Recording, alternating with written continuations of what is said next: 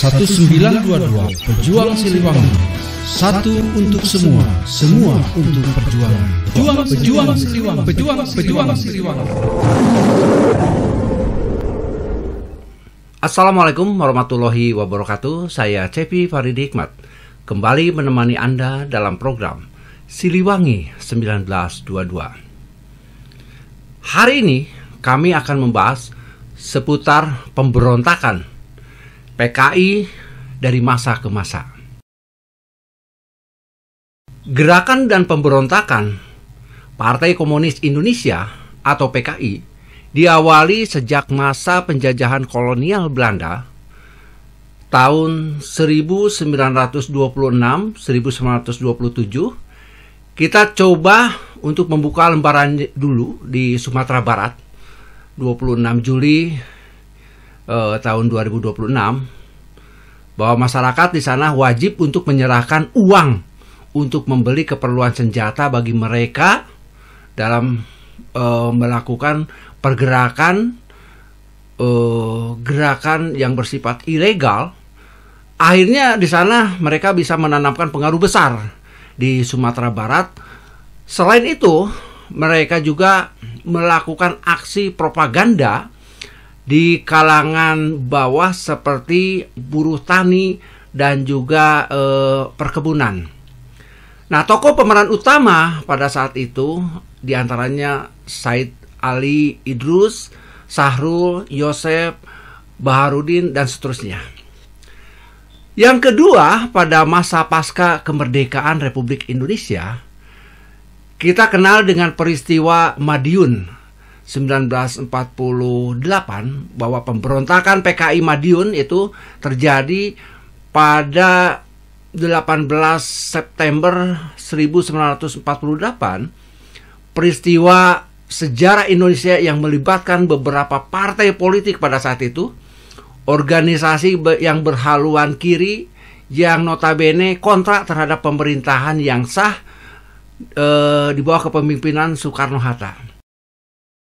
Partai Komunis Indonesia, terus Forum Demokrasi Rakyat, Partai Sosialis Indonesia, Partai Buruh Indonesia, Pemuda Rakyat, dan juga Sentral Organisasi Buruh Seluruh Indonesia pada saat itu berusaha untuk merebut kekuasaan dikarenakan ketidakpuasan dengan suatu kebijakan-kebijakan pemerintah pusat.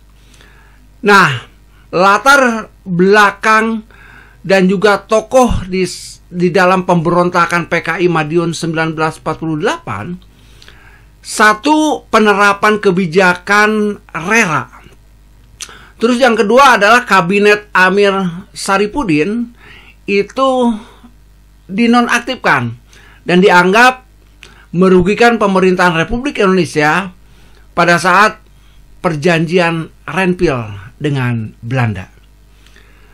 Nah, sahabat Siliwangi 1922, mari kita ikuti peristiwa kejahatan mereka dalam gerakan pemberontakan PKI untuk merebut kekuasaan yang sah di bawah kepemimpinan Presiden Republik Indonesia Soekarno dan Wakil Presiden Bung Hatta.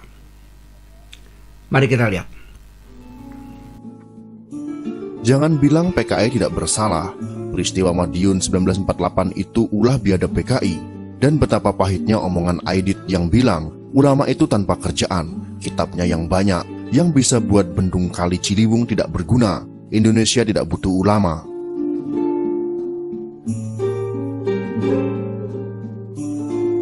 Dalam pandangan sejarah kontemporer yang tidak benar, PKI hanya dianggap membuat manuver hanya tahun 1965. Itu pun juga tidak sepenuhnya diakui, sebab peristiwa berdarah itu dianggap hanya manuver TNI Angkatan Darat.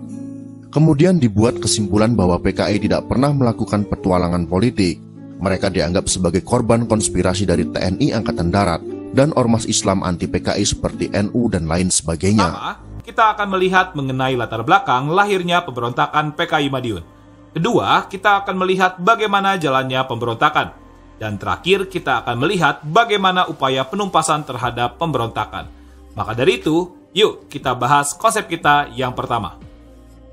Latar belakang terjadinya peristiwa PKI Madiun diawali atas kekecewaan terhadap Perjanjian Renville. Perjanjian Renville menetapkan garis demokrasi Vanumuk yang membatasi wilayah Indonesia hingga tersisa hanya sebagian Sumatera, Jawa Tengah, dan Yogyakarta. Bahkan, TKR diharuskan untuk berpindah ke wilayah Jawa Tengah dan Jogja sesuai dengan Perjanjian Renville. Hasilnya, mosi parlemen dilayangkan terhadap Amir Syarifuddin yang terpaksa mengakhiri jabatannya selaku Perdana Menteri. Amir Syarifuddin yang jatuh dari kursi Perdana Menteri akhirnya memutuskan untuk membentuk Front Demokrasi Rakyat. FDR dibentuk sebagai oposisi bagi pemerintahan Hatta dengan menghimpun gerakan-gerakan kiri seperti PKI, Partai Sosialis, Pesindo, Partai Buruh, SOPSI, dan Barisan Tani Indonesia. Isu utama yang menjadi perhatian bagi FDR hingga menuai kecaman adalah mengenai kebijakan reorganisasi dan rasionalisasi atau RERA. RERA bertujuan untuk mengurangi jumlah 463.000 tentara, 90.000 laskar rakyat yang juga sebagian besar merupakan pendukung komunisme hingga penghapusan jabatan gubernur militer di Surakarta yang pada saat itu berada di bawah kendali FDR. Dengan tujuan akhir adalah untuk mengurangi kekuatan komunis sekaligus membentuk angkatan militer yang profesional. Gerakan kiri semakin bertambah radikal setelah Musso yang diutus oleh Komunis Internasional untuk menyebarkan paham komunis kembali ke Indonesia dengan membawa konsep yang dikenal dengan Jalan Baru. Ada 3 poin yang menjadi bagian dari konsep Jalan Baru, yaitu pertama, dibentuknya fraksi nasional guna menghimpun kekuatan komunis dan non-komunis di bawah pimpinan PKI. Kedua, PKI menjadi partai tunggal Marxis-Leninis. Dan ketiga, perjuangan PKI segaris dengan perjuangan komunis internasional. Dampak dari konsep Jalan Baru adalah dibentuknya PKI bawah tanah, mengakibatkan partai-partai yang tergabung dalam FDR membubarkan diri dan bergabung di dalam PKI. Selain itu, dibentuk juga Politbiro PKI yang dipimpin oleh Musso. Amir Syarifuddin yang menjadi sekretaris pertahanan, sedangkan anggota-anggota muda seperti Aidit, Lukman, dan Nyoto menjadi bagian dari Politbiro PKI.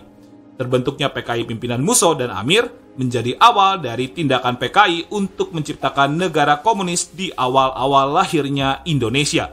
Nah, itulah latar belakang dari lahirnya peristiwa PKI Madiun 1948. Jalannya pemberontakan yang dilakukan oleh PKI Madiun diawali di bulan Mei.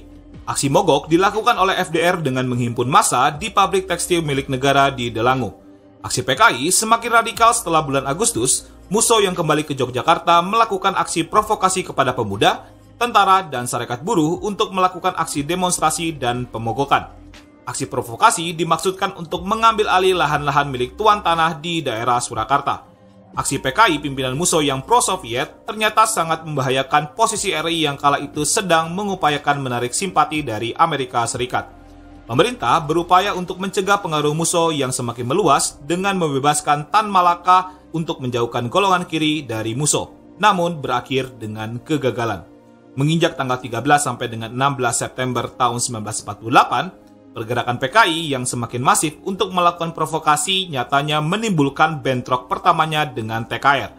Namun di tanggal 17 September, TKR ternyata berhasil untuk memukul mundur PKI. Namun PKI mendapatkan momentum untuk menguasai Madiun di tanggal 18 September. Hingga tanggal 19 September, akhirnya Musso mengumumkan dalam siaran radio mengenai berdirinya Republik Soviet Indonesia.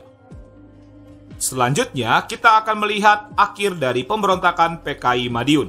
Pertama, kita akan melihat bagaimana langkah Soekarno-Hatta dalam menyelesaikan pemberontakan. Setelah mendengar kabar mengenai berdirinya Republik Soviet Indonesia, Soekarno yang marah segera berpidato. Melalui siaran radio, Soekarno menyampaikan ultimatum yang ditujukan kepada seluruh elemen dari gerakan PKI Madiun untuk memilih Musso atau Soekarno-Hatta. Efek pidato tersebut mengakibatkan sebagian orang yang awalnya pro-PKI memutuskan untuk memilih pemerintah. Bahkan FDR di Banten dan Sumatera menyatakan tidak terlibat dengan gerakan Madiun. Mendengar pidato Soekarno, Musso membalasnya melalui siaran radio yang berisi bahwa PKI akan berperang hingga titik darah penghabisan. Pidato yang disampaikan oleh Musso mengakibatkan Hatta bersama dengan Kenip akhirnya menyetujui undang-undang yang memberikan kekuasaan kepada Soekarno selama 3 bulan untuk menyelamatkan Republik.